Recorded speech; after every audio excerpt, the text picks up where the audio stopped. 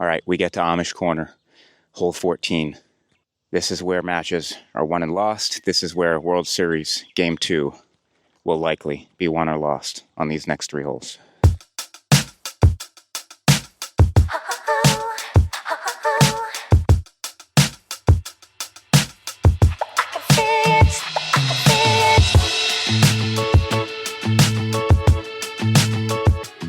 Hey, welcome to the Bag Chatter Podcast. I'm your host, Bryan, joined as always by my co-host, a man who is in the same physical space as me. Adam, how you doing today? I think I'm always in the same physical space as you to a degree. You know, it's all relative. We are alive in the same time and area of the universe, certainly. That's true. We're in the same dimension. Which is a miracle, right? It's a miracle. Life is a miracle. I'm pretty sure we've talked about this before, so I don't know if this is the time to bring it up. We've talked about my theory of geography and proximity to someone, and when you'll acknowledge somebody's presence depends on how close you are to the area of the origin of your relationship with them. Okay, explain. Okay, so maybe we haven't talked about this before. I think you and I have, and I was pretty bored the first time, and I have to imagine that everyone listening will be as well. Okay, but, now you're no-butting me right now, and you're leaving me in a position where I don't even want to tell the story. I want to hear it. I'm kidding. It's a joke. So my theory is that the closer you are to where you know somebody, the least likely you are to acknowledge them. Let's take a random person from Honeybrook. I'm gonna say I'm gonna go Clive Fort, I guess. Clive Fort. Okay, I thought you were gonna go Tim Arndt, but you went Clive Fort. I would never go Tim Arndt. I'm kidding. I like. Now Clive might not be the best example because you're pretty friendly with Clive. Yeah, you guys are like BFFs almost. Almost like that. Let's go Greg Blackburn. Oh, that's a great one. That's perfect. Great. But not Greg Bender. You confuse the two sometimes. I have in the past. But Greg Blackburn. Okay, I'm going to go 2 extremes and then to prove my point, and then we'll try to find the middle. So if you went to Honeybrook and saw Greg Blackburn, would you 100% like go out of your way to be like, "Hey Greg, how's it going?" I'd go the other way. Okay. And now that's not a thing of Greg Blackburn. I just don't like talking to anybody. Right. Now, if you were in China. If you were in the Japans, okay. The Japans. Yeah, that's a reference to Shogun, a show that we just finished watching. Yeah. If you were in China and you saw Greg Blackburn, would you go up and say hi to him? Absolutely. Of course. In Mandarin. Which I have learned in this alternate reality. Because you are so far away from the place where you know Greg Blackburn from. Right. Now, if you were in like whatever the closest grocery store is to Honeybrook and you saw Greg Blackburn, are you going to, and he's at the end of the aisle, are you going to go out of your way to go over there and say hi to Greg Blackburn? No. No, not at all.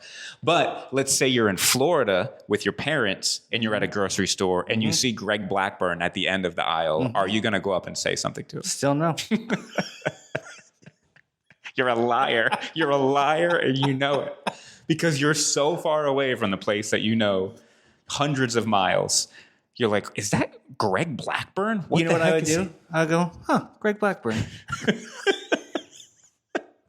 And then I would continue shopping. What if it was Clive Fort?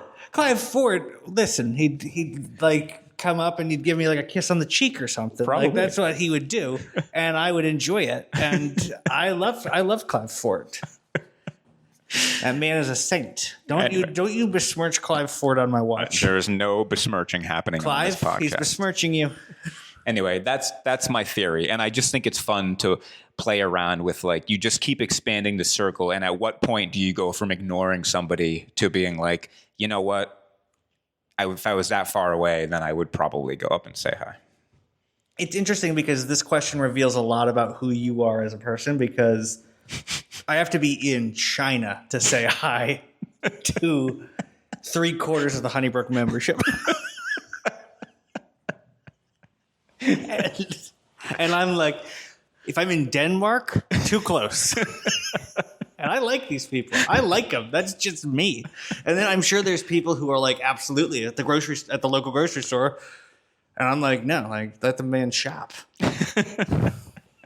I think maybe you and I are pretty similar in that respect. Okay, well, we're not here to talk about social dynamics. We are here to talk about Honeybrook, though, because that's where Game 2 of our World Series happened. Without further ado, let's get right to it.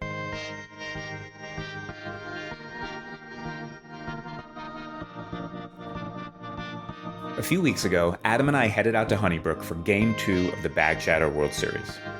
As you may remember, Adam was lost on the front 9 in Game 1, so I took a 3-up lead to the back 9. That actually extended to 4-up after winning the 10th hole. But Adam let the fly come to him and fought back to square up the match heading into 18. And after I missed potential game-winning 12-footers on 18 and then on the first playoff hole, Adam won it with a par on hole 20 to take a 1-0 series lead.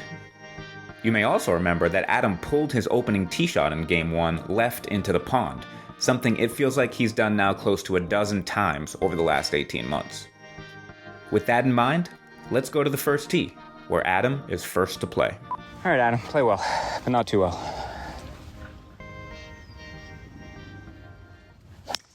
I did it again. Are you kidding me? Oh. It's unreal, bro. It's unreal. Stay out of trouble.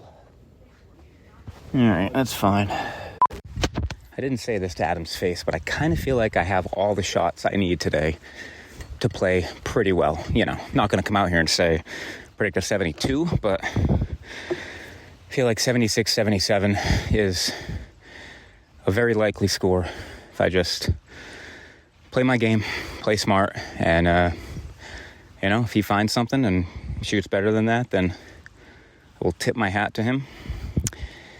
If not, it's 1-1. As you can hear in my voice, I thought I was going to play pretty well that day, and at least early on, I was right. I made a par to beat Adam's bogey on 1, but he made a birdie to beat my bogey on 2, and then hit a 12-foot putt for par to halve the hole on hole 3. Through the first 3 holes, we were all square, but Adam had pulled his tee shots on all 3 of those holes, and on the par 5 fourth, he did it again, hitting driver way left near the second fairway. His second shot clipped a pine tree and dropped directly down under it, forcing him to hit an awkward punch-out. I made a par to retake a 1-up lead, and Adam was not in a good place. Adam, talk to the people. I'm just furiously angry. I mean, I'm playing awful. I'm 1 down. I don't know. My driver is just awful right now. I just can't do anything with it. Everything else is pretty good. And I don't know. I'm going to win the match, and that's all that matters.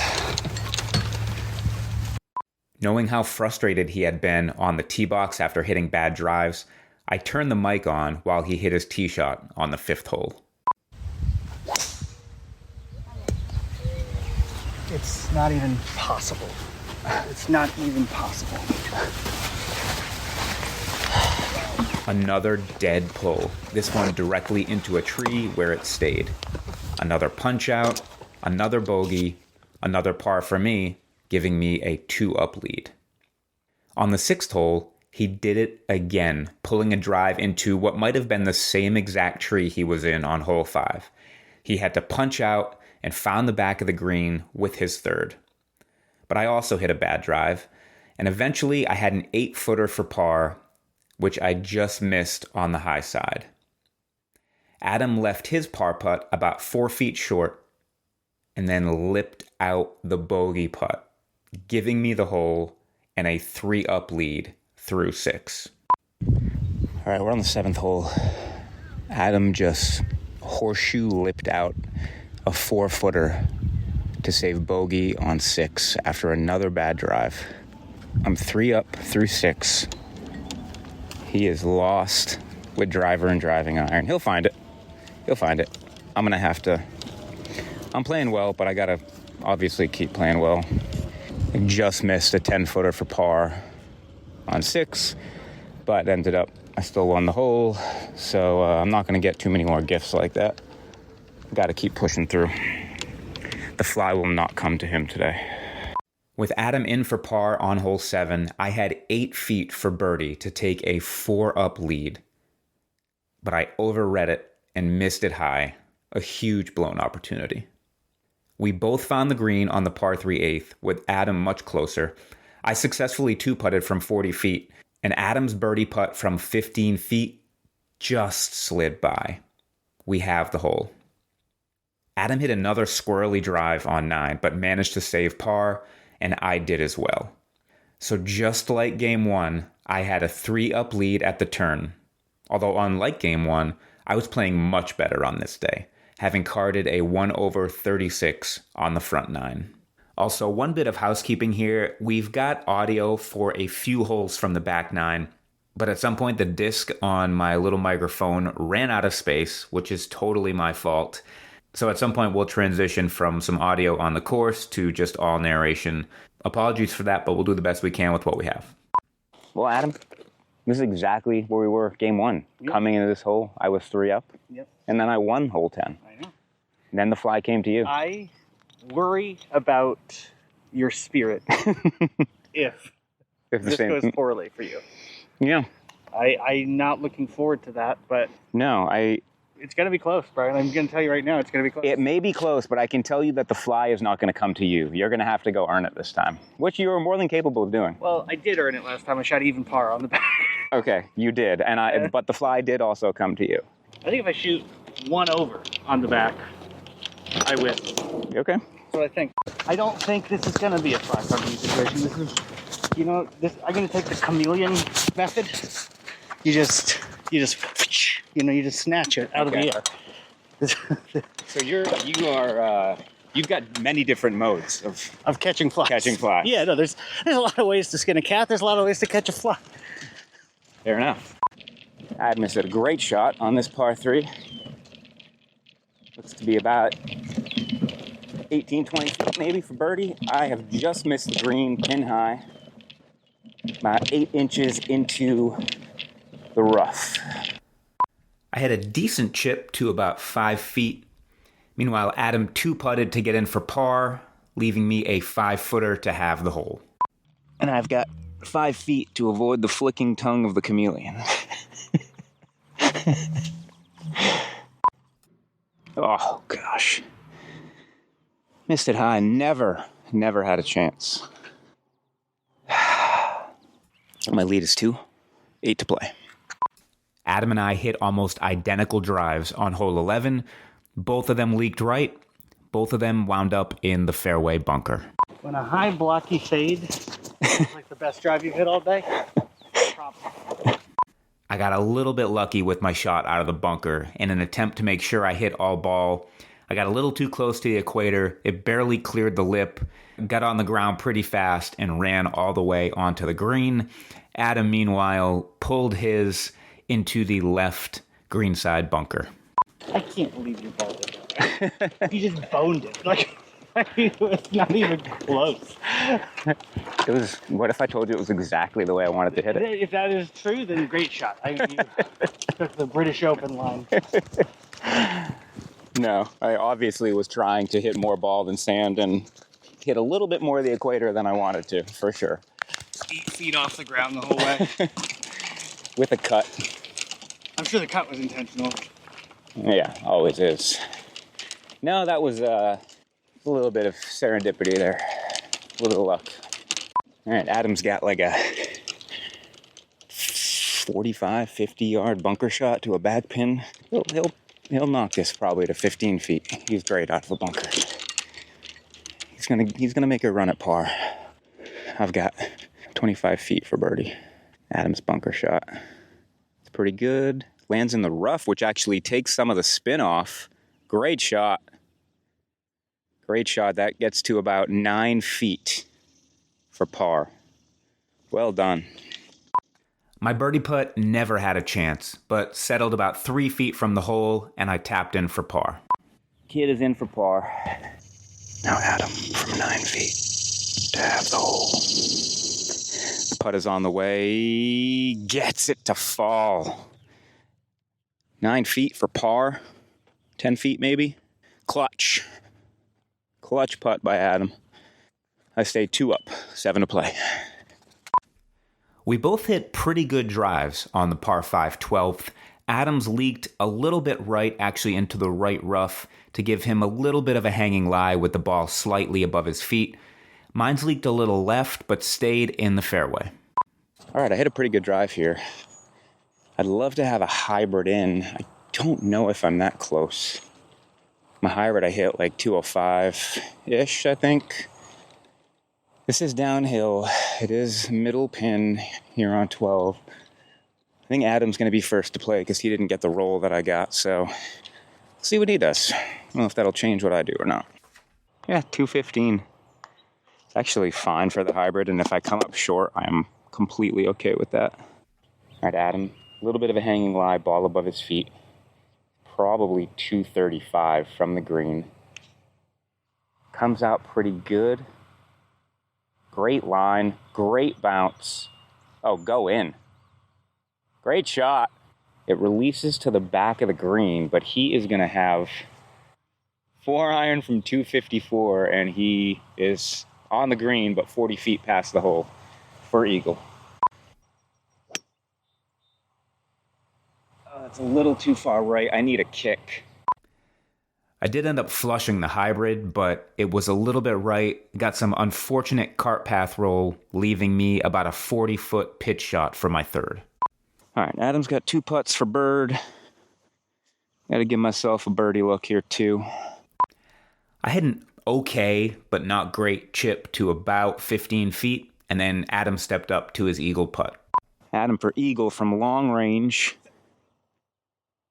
It's a pretty good putt. It rolls out to maybe 3.5 feet. It's a birdie putt, so we're going to have him putt it, but that's a really good effort there.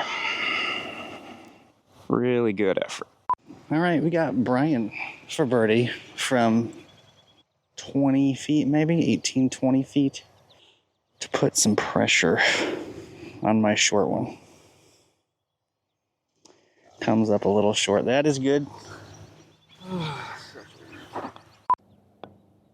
Oh my gosh.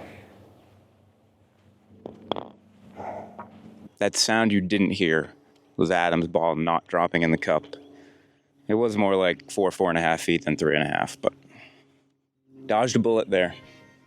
Dodged a chameleon tongue. 2 up, 6 to play.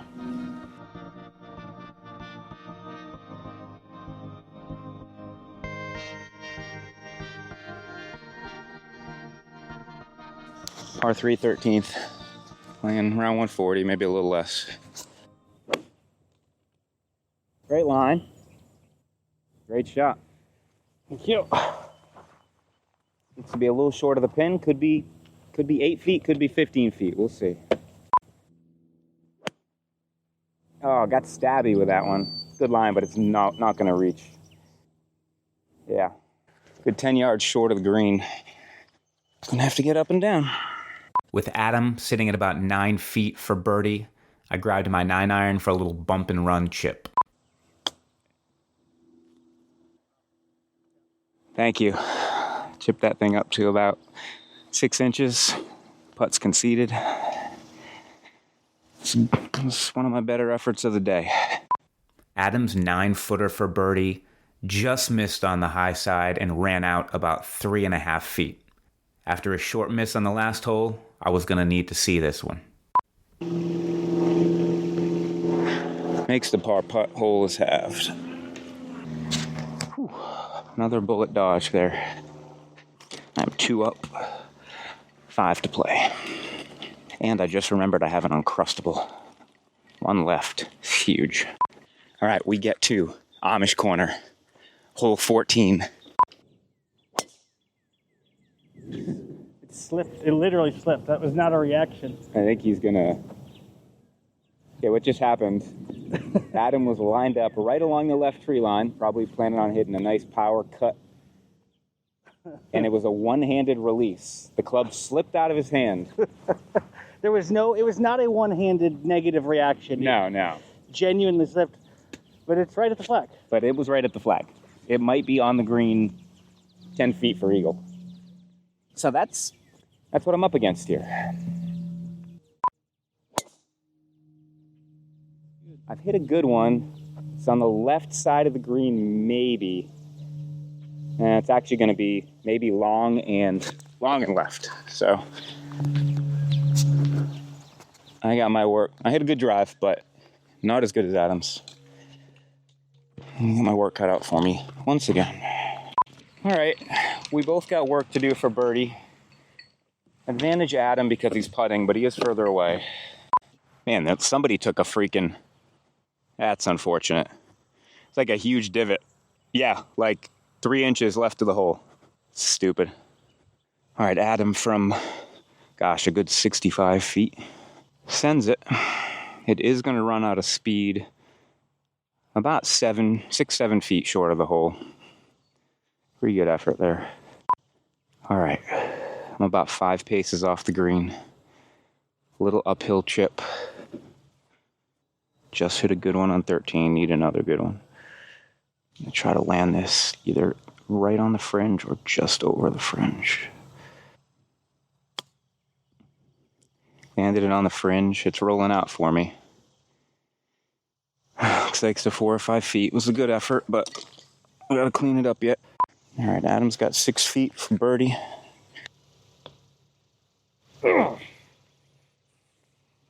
Idiot. Misses it on the low side.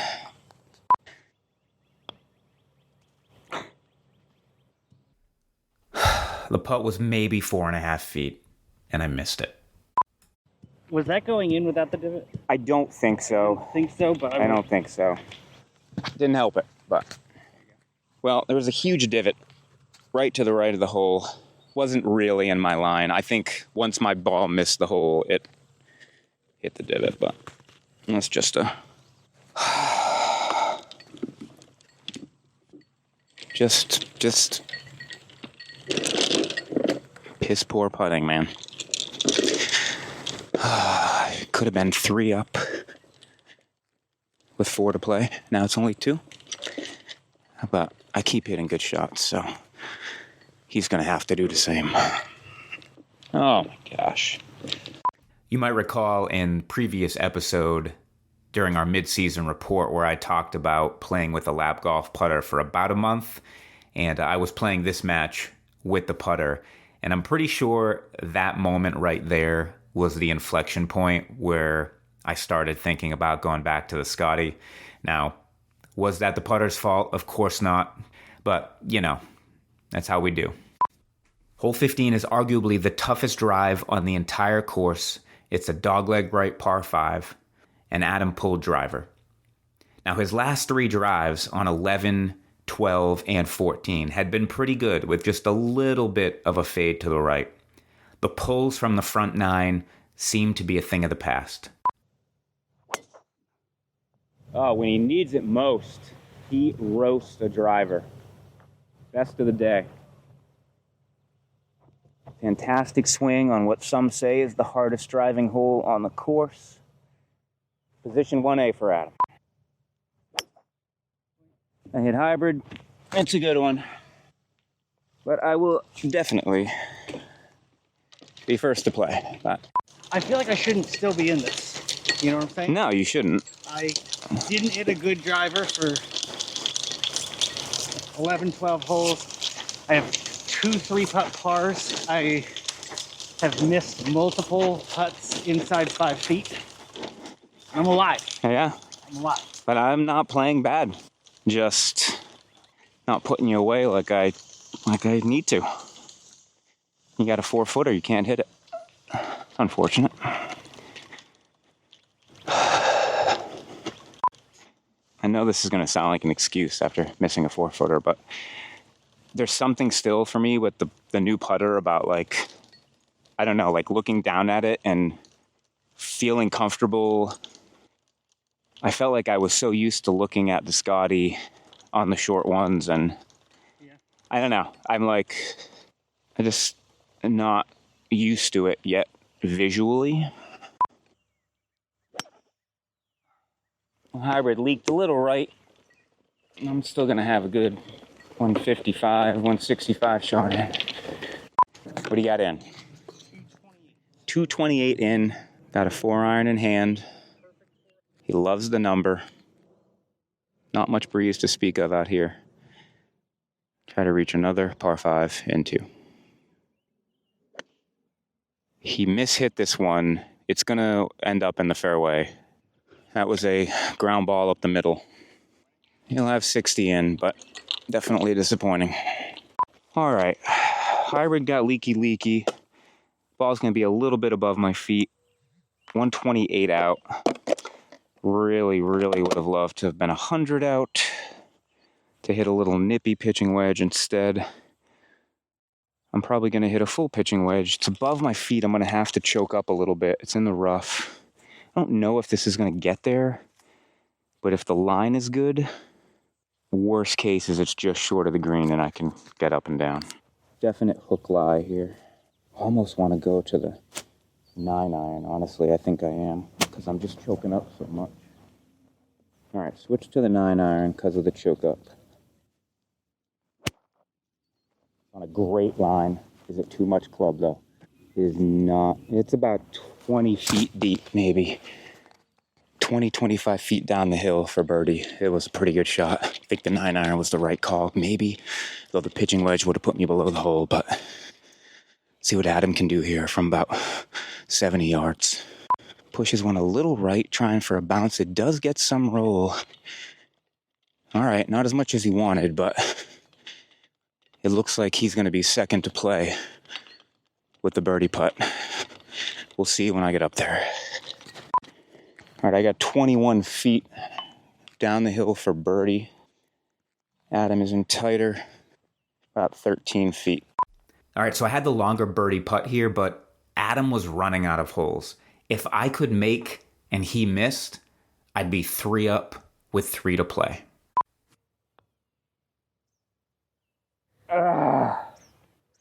The putt comes up 3 inches short. It was going to miss left anyway, but with the right pace, it goes in. Shocker. I didn't hit it with the right pace. Adam from 13 feet.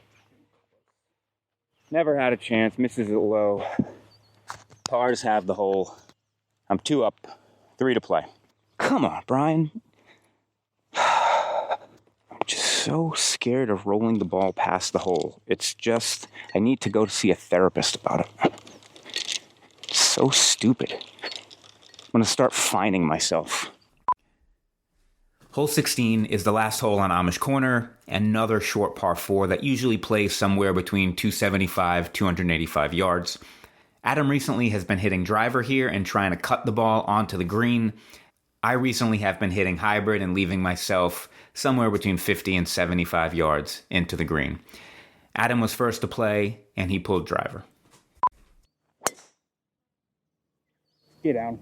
Cutting right. Get down. Maybe alive? Yeah, it's going to be right on that edge.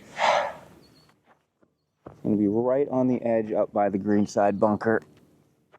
It's red staked up there, so... So that, unfortunately, is where our audio from on the course runs out. With Adam's drive on 16 leaking very close to, if not into, the penalty area just right of the 16th green. So recently we got together so we could talk out how Game 2 ended. All right, Adam. So we lost audio. Thankfully, Nothing interesting happened in that. thankfully, nothing interesting happened. Now, thankfully, we remember what happened, and so let's recount it as you flick a fly across the room. I just didn't think it would let me flick it.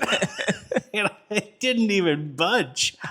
I got that thing good. Wow. You did. That was incredible. Is that a sign of things to come as we recap the Wait, last the 4 fly holes. came to me. Because in game 1, the fly came to you. And as you'll recall, in game 2, I said the fly will not come to you. And what you said was sometimes you need to be a chameleon and you just need to go get it. How weird is that as we're starting this recap, a fly landed in front of me and I flicked it It across is the room? actually really weird. If you can't tell, Adam and I are actually in the same room recording this, which doesn't usually happen, but it does today. And There's a dead fly. it's actually not dead yet.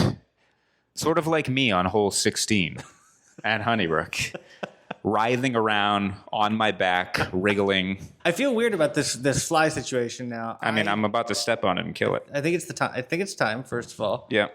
but Okay, it's done. This is some interesting podcasting. We are breaking the norms. Honestly, though, no one is going to even believe us that given that the World Series Game 1 was called Let the Fly Come to You, then in this episode, we actively talk Yeah. about how to catch a fly, Yeah. that I murdered a fly immediately as we started our recap. That's strange. That is strange. Who murdered the fly if I was actually the one that ended its life? I don't know. That's why they, like, you know, in firing lines, they just, like, some of them would be empty so that you didn't have to live with the guilt. Yeah. You know, it's exactly like that. Exactly like that. Okay. So we step up onto 16T. I have a 2-shot lead. There are 3 holes left.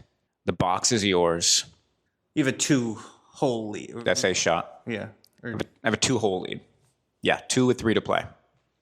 right. You step up first. Believe you grab driver. Yeah. I needed to win the hole in my Yeah. mind. You know, I had to. You've been hitting some good drives on that hole over the past few weeks. Yeah. I've driven that green at least 3 times. And this one just leaked right. Thought it might be okay. It was a foot into the penalty area. Thought I could maybe hit it. Decided to drop it. And so I'm suddenly lying 3. Yeah, your green side, line 3. I had hit a good hybrid. I was 70 yards from the green, awaiting your decision. You opted to drop. I don't remember who went first. I hit a pretty good little nippy wedge to like 12 feet, 12, 14 feet. It's a little short of the hole, a little bit under the hole. You played your third little green side pitch shot. Yeah. Hit a little further than I wanted to, but I had like 5 or 6 feet left, but from above the hole. Yes, yeah. It's a slippery putt, but you weren't first to play. I was first to play with a 12-footer. I had a 12-footer for birdie, and if I birdie it, then I win the hole, and then I'm 3 up with 2 to play. And If you miss it, then you still have to make. Then I still have to make. I knew the putt was a little bit uphill. I knew it was going to drift a little bit right. I probably aimed 2 balls left, maybe. And definitely didn't want to leave it short. Still maybe could have hit it a little bit firm, but actually on my line, it looked perfect. It looked like it was going to sneak, not perfect, but it looked like it was going to sneak in the right edge. Caught the right edge. Horseshoe lipped on the high side, did not go in the hole. It was a tap in par. I mean, it was Full a horseshoe. It was a full horseshoe. It was rolling back at you when all was said and done. Oh my gosh. Yeah, my putt to win game 1 on the 18th hole just burned the edge, but was not a horseshoe. This was a true horseshoe. It was a dagger, but you still had to make like a 5 or 6 footer from above the hole. Obviously, the next one didn't matter, so you didn't have to worry about it getting too far away from you, but you needed to hit a good putt. And I did. And you did. I did. I made it. And I got to tell you, the shift that happened for me emotionally there. I don't know if you know this. I had taken my hat off. I was ready to concede the match practically. Mm-hmm. When you're on the green, and I'm okay, I'll try to get it up and down, but this is over. Yeah. This is over. And I had fully processed the loss at that point. Yeah. That's what I would say. And then we're walking to 17. I'm 2 down with 2 to play. Yeah. And I'm like, I've got like a skip in my step. I'm like, and I said this to you at the time. I'm like, I'm alive. I know. Life is beautiful. Yeah. How amazing is it? How grateful am I that we get to go to the 17th hole and still be playing? You know, that's so much fun. Yeah. I don't know if I've hated you more in our relationship than I did in that moment. It might have been the pinnacle of my despising you. Because I know it felt like you were just trying to rub it in and just be mean, is what it felt like. Even though I know that's probably not what you were doing. It's not true. B, you were 2 up with 2 to play. There's nothing to rub in. I'm just sort of like, hey, I know. I'm trying to pump myself up into a place where I know that when I get like hot and confident, I get really hot. You know? And it's like, and so I'm trying to like talk myself. So I didn't say this to you. At that point, I'm just like trying to act like the match is already tied. Like it's just a matter of getting it done. It's predestined.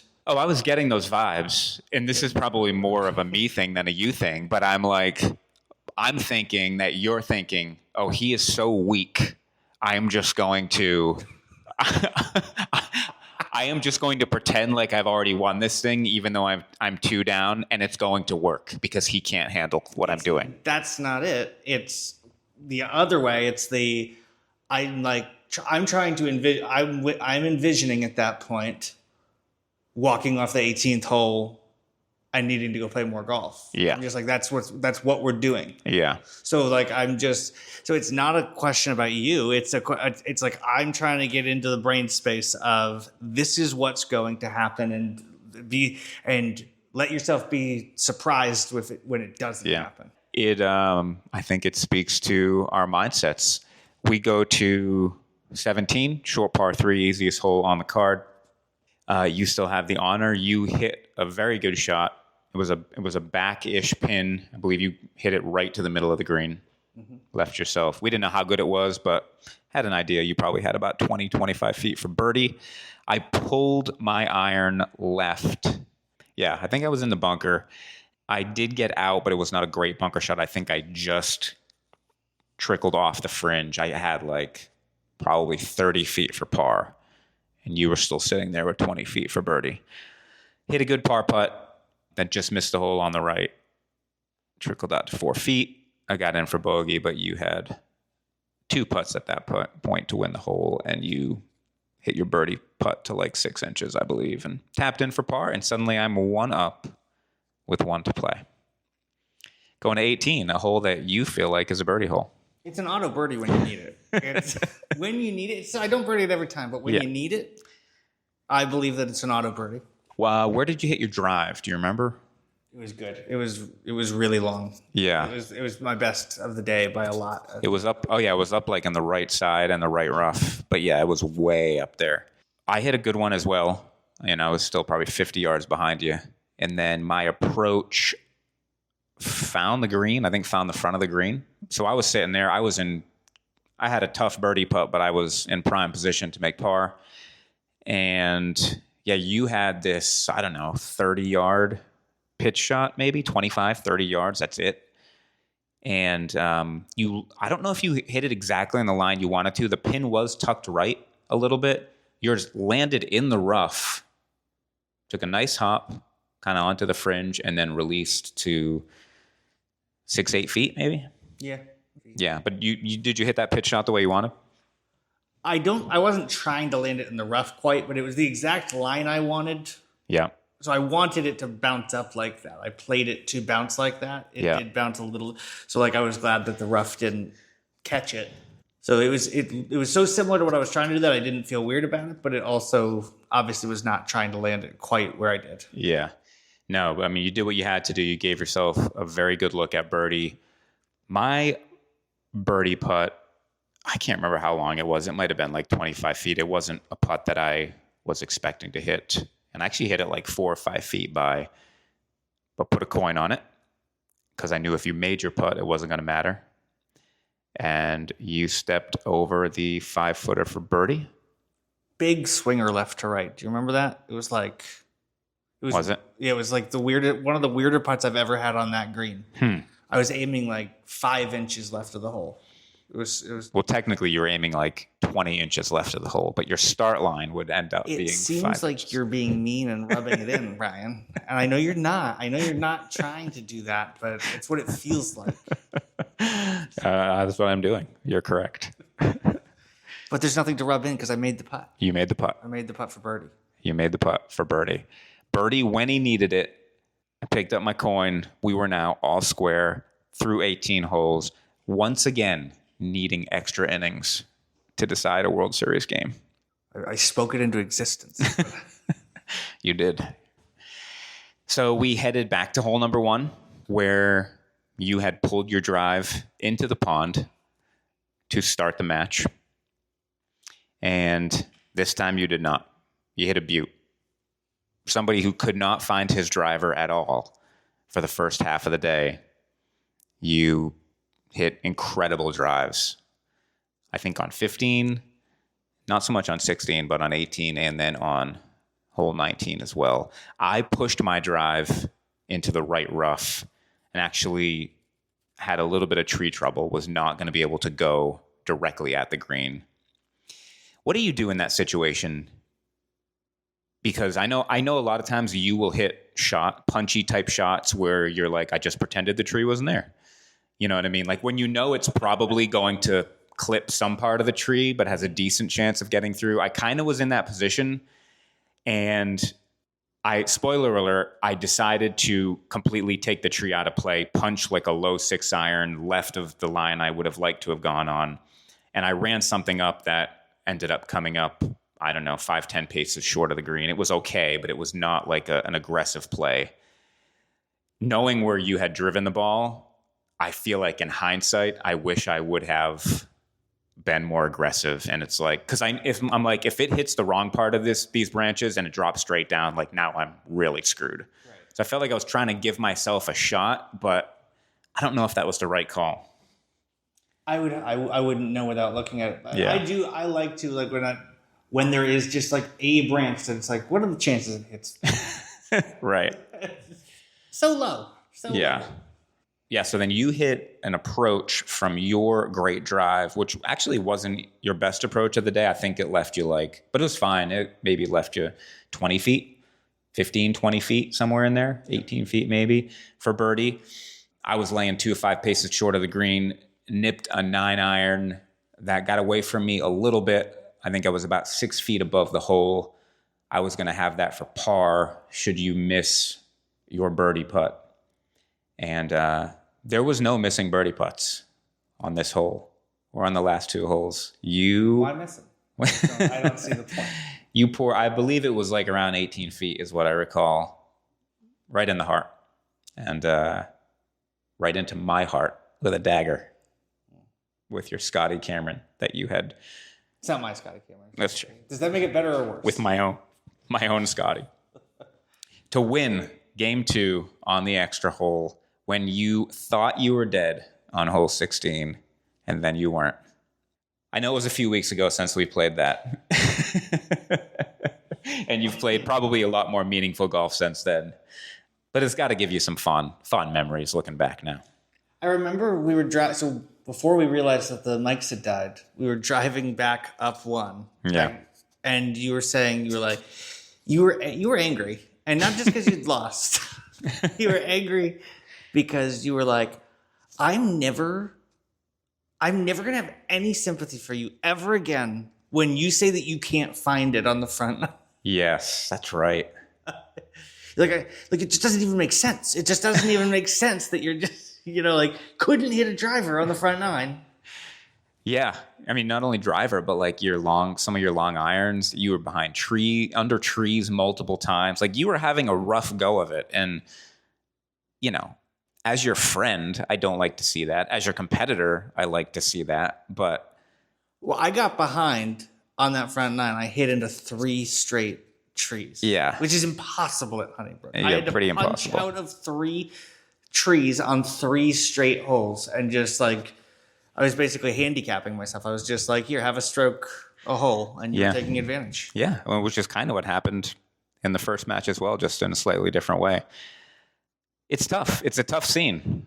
I don't know. Going into the back nine of 2 matches in a row where I was 3 up and not being able to close out, many are saying that I'll never beat you again. I don't know. I don't know if you've heard some of that chatter. But I started that chatter. Not only have I heard it, I'm like, leading chants and stuff. I feel like the only way that I can beat you is if we're even at the turn or I'm behind. And that doesn't sound like it makes any sense. So now I'm really struggling. We have not decided on when and where and how and what and why we're going to play Game 3 of the World Series, but that's coming in September. And listen, I don't want to get swept by you. I don't want to get swept. I don't even want the gentleman sweep, but I really, really don't want to get swept. So I'm going to need to pull myself together and figure out a way to get this done. I believe in you. You're 2 victories away from the 100-year-old Duxbury Yacht Club 4-ball trophy.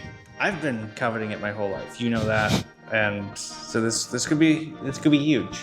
This is golf resume huge. Stay tuned.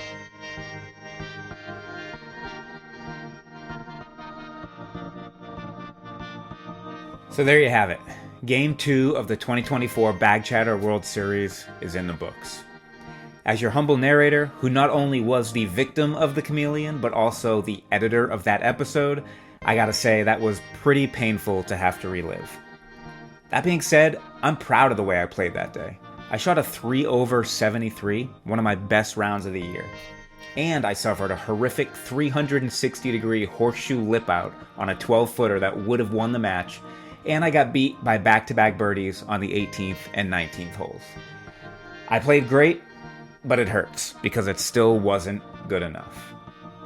Adam played great as well. After all that fussing on the front 9, he too shot a 73, and then capped it with a birdie in extra innings. Reliving that match, one thing that stood out to me was how great of a putter Adam is when he really needs a putt to drop. It might be his best weapon in a pretty good arsenal. And I really hope he never listens to this because I don't want that getting to his head. As for me, I'm down 0-2, and if I'm honest, I don't feel like I can win this thing. Now, will that free me up to go out there and shock the world? Or will the thought of blowing a lead in what seems like a foregone conclusion of a series get to Adam's head? It all seems pretty unlikely, but with golf, you never know. But before we get to that, we've got a club championship to play as well as our last Rumswinga event, the Lanco Open. We'll catch you up on all of that next week in episode 16.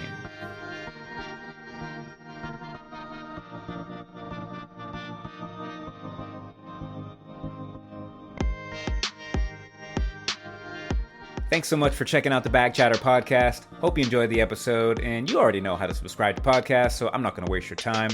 You can find us on all the socials at Bag Chatter Golf or Bryan Lane Golf, and you can check out everything we have going on at bagchattergolf.com.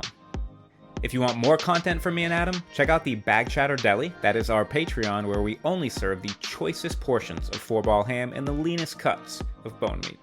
For $5 a month, you get to support the pod, and you get a weekly episode of our Friday supporter-only podcast, Cold Cuts, Hot Takes. You can find that at patreon.com/bagchattergolf. You guys are the best. Thanks so much for listening.